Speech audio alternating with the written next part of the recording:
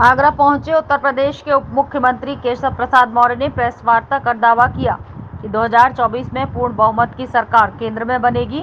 वहीं उन्होंने यूपी की 80 में से 80 सीट जीतने की बात कहते हुए इंडिया गठबंधन को ठगबंधन कहते हुए कहा कि उसके गठबंधन में इतनी गांठ पड़ गई है कि उनको खोलना मुश्किल हो रहा है। उप मुख्यमंत्री ने कहा कि इंडिया गठबंधन से भाजपा के ऊपर कोई फर्क नहीं पड़ेगा, उसकी तीसरी बार सरकार बनेगी।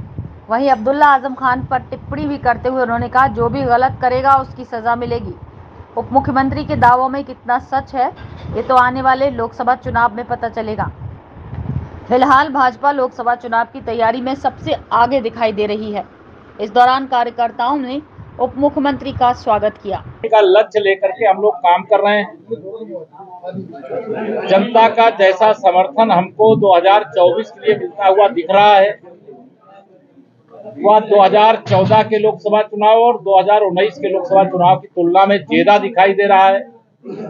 इसलिए हम लोग 14 में जो 73 सांसद जीतने का आंकड़ा है उसको भी 24 में पार करेंगे और 80 की 80 लोकसभा सीटें जीतेंगे।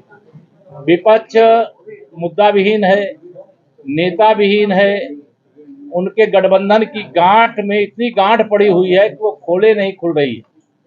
इसलिए विरोधियों के मन में एक डर है, क्योंकि वह परिवारवादी राजनीतिक दल हैं, भ्रष्टाचार के आरोपों से घिरे हुए हैं।